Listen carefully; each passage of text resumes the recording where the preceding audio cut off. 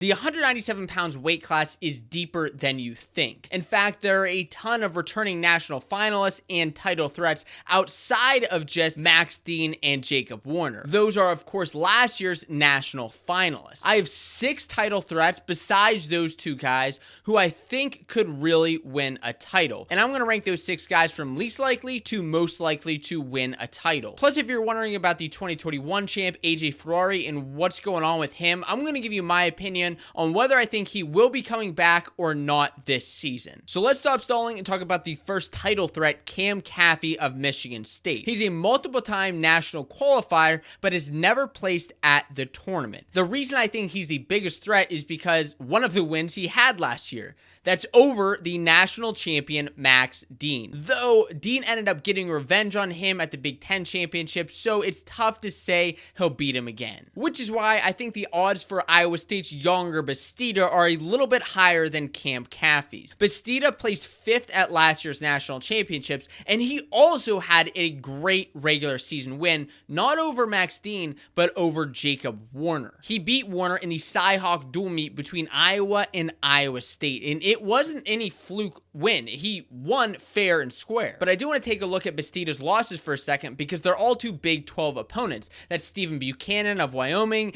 and Mizzou's Rocky Elam. Those are the kind of tough draws at the NCAA tournament. You wrestle these guys multiple times throughout the regular season, then you wrestle at the Big 12s and conference tournaments, and then what, you get to wrestle them again at nationals? It's kind of annoying when you keep running into those same guys. Yet Bastida still placed 5th at nationals, and that's why I think he's a threat to win. Mizzou's Rocky Elam is another Big 12 guy that just had some Big 12 trouble running into the same guys. Now, he had some back and forth with Bastida, which is why I have him just slightly above him on the list. Elam finished 4th at nationals last year, and the guy he kept running into was Stephen Buchanan. He just couldn't find a way to beat him, although most of his matches against him were pretty tight. The one at nationals was within 1 point. Elam is a young guy. We still haven't seen him wrestle Dean or Warner yet, and that's what I'm really looking forward to seeing. Okay, let's take a step back from the Big 12 and look at the EIWA. The 197-pounder that I think is a true threat there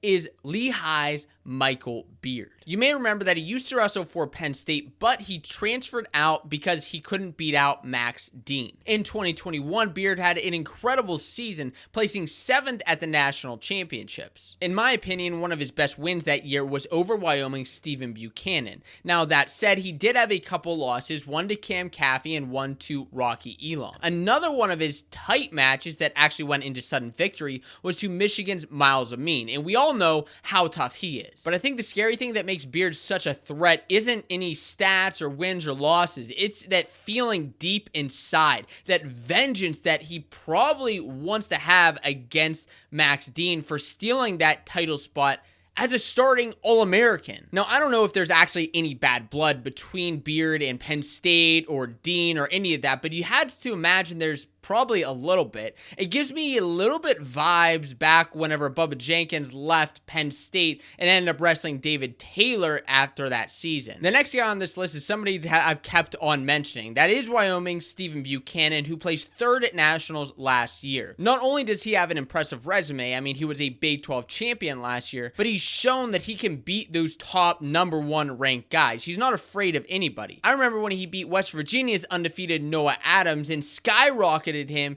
into the conversation of a title threat just a couple years ago. He's still in that conversation. And before I tell you about the biggest threat individually for Dean and Warner, let me tell you about this last threat, Nino Bonacorsi of Pitt. Oh, hey, and sorry I haven't asked you yet, but who do you think is going to win 197 pounds? Do me a favor and leave a comment down below. Now, the thing about Nino is he had a bit of a down year. He had a little bit of a slump, just taking a couple of losses. I mean, he had just made the national finals against Ferrari the year before that in 2021. Then last year, he didn't even place at nationals. Granted, he still made the round of 12, so it's not like it was a terrible season. He just didn't compete to his standard. But this year, now that it's his final season of eligibility, I think we'll see a little bit more swagger in his step on the mat. Plus, the reason I have him so high on this list is because he's been there before. None of those other guys I've mentioned previously have been to the national finals. And to get there takes a different level of responsibility, a different level of technique, a different level of just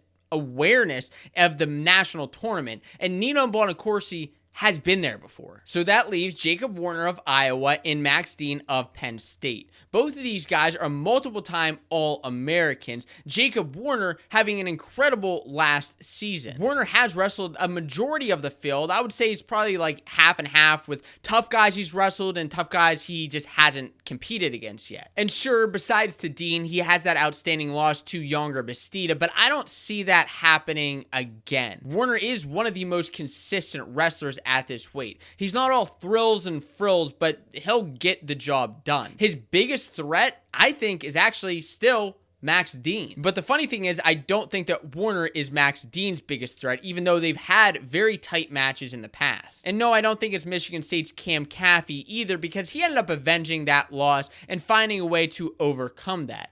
Dean is, after all, a two-time national finalist, one-time national champion. I think his actual biggest threat is Wyoming's Stephen Buchanan, for the main fact that he hasn't wrestled him yet, and Buchanan is just solid as a rock. And like I said, Buchanan, yeah, he's not afraid of anybody. But what if we add the 2021 national champion AJ Ferrari back into the field? Well, don't get ahead of yourself just yet. We still don't know exactly what's going on with AJ Ferrari. We know he was dismissed from the Oklahoma State team and has some other things going on with his personal life. But looking at his social media, I don't think he's going to be back. He's been posting things about being the reigning 197-pound champ and the best 197-pound national champion of all time. And while neither of those things are really true, it seems from his tone that he's really focused on helping his brother and doing other things in his career. I think we're going to see AJ Ferrari move out of wrestling and go into some other career outside of that. At least that's my 2 cents and prediction. But if you want to see my predictions for the 285-pound weight class, you can watch this video next in the playlist of every weight-by-weight preview this season. And I'll tell you what,